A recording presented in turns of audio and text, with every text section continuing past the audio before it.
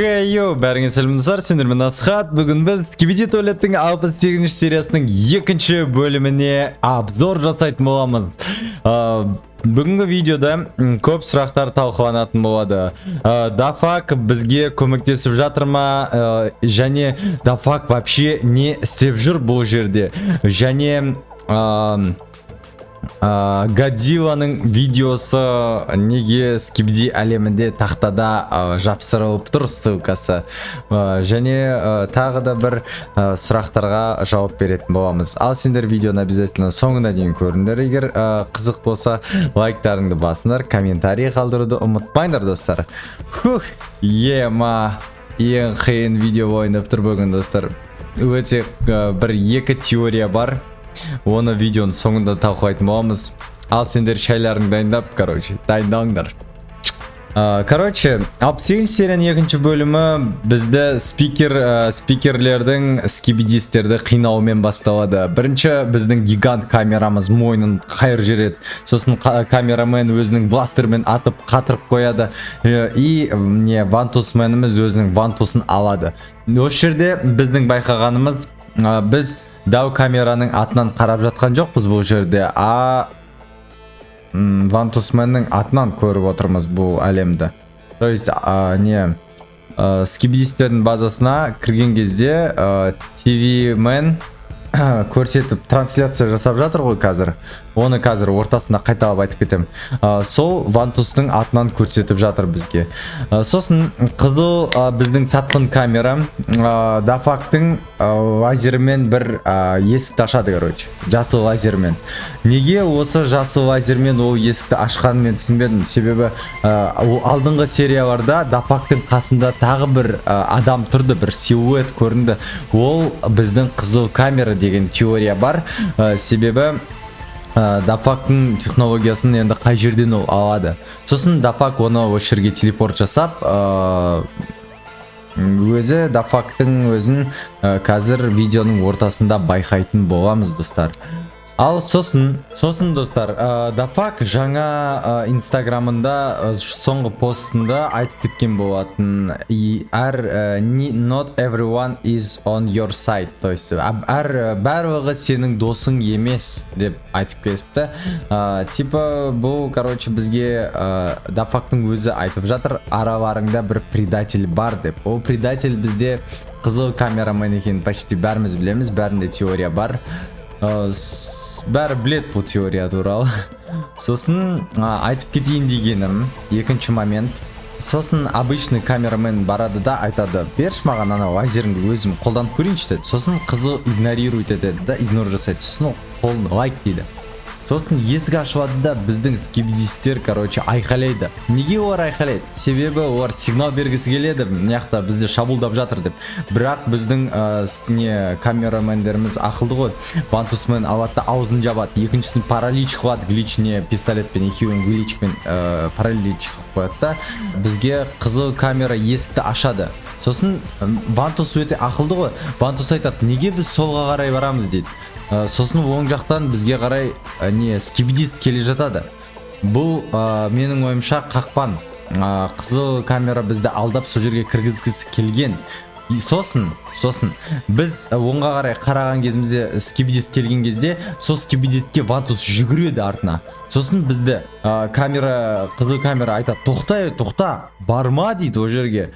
Неге ол бізді тоқтатып жатыр? Себебі ол жерде біз қазір Дафакты кездестіріп қалуымыз мүмкін еді. Сосын камера гигант, мен атып тастайын, бәрін жарып тастайын бұл жерді, заводты вообще, заводты жарып тастайын деп айтқан кезінде біздің камера вантусменіміз айтады, әлі ерте дейді, бірінші көріп алайық не болып жатқан дейді. Сосын оң жақта transmission error деп, recording error деп жазған, ол осы жаңағы TV Титанның трансляциясын көрсетіп жатқанның себебі. Өйткені мен де реакция жасап жатқан кезімде айтқан едім сендерге, достар, мұняқта не жазып жатыр деп. Transmission error ол типа трансляцияға ошибка болып жатыр дейді. Бізде емес конкретно, біз көріп жатырық қой, TV гиганттың атынан көріп жатырмыз ғой осы серияны. Сондықтан да бізде ошибка болып жатыр. Дафак, кажется, бізді трансляциямызды захват жасап жатыр біздің трансляцияға.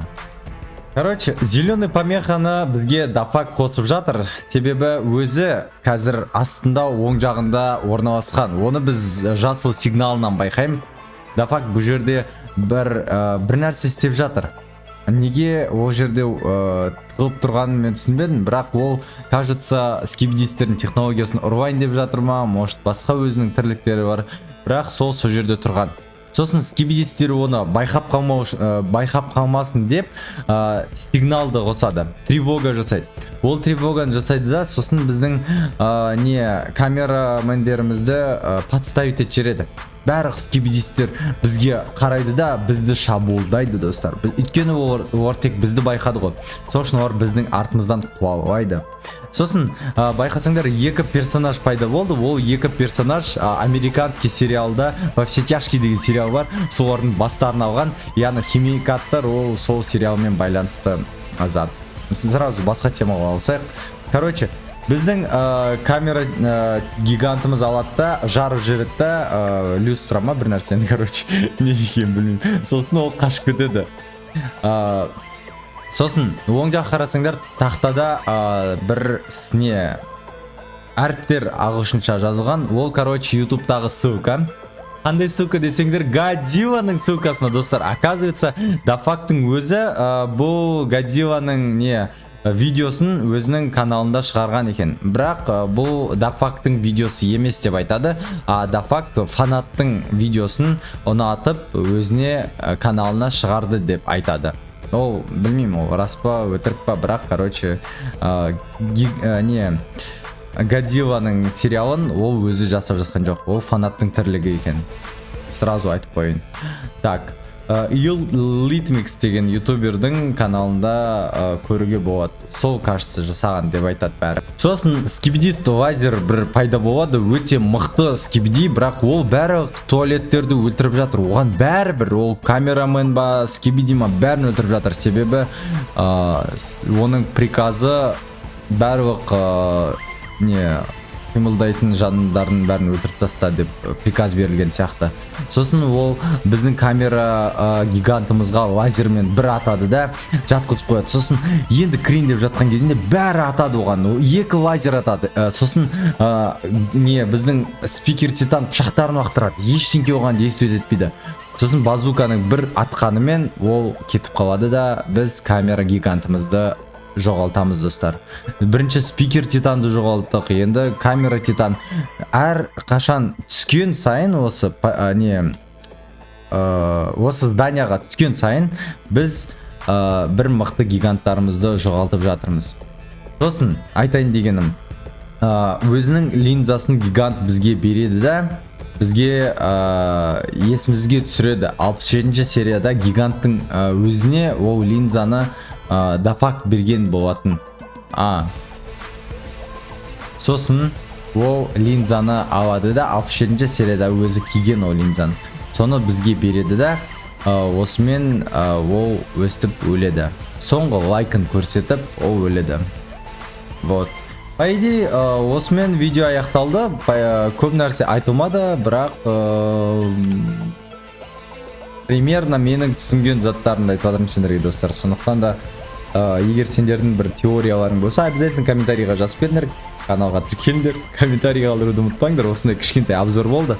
Теорияларымды айтып кеткен болатынмын. Бірінші теория ол дафак бізді подставить етіп жатыр. Ал екіншісі ол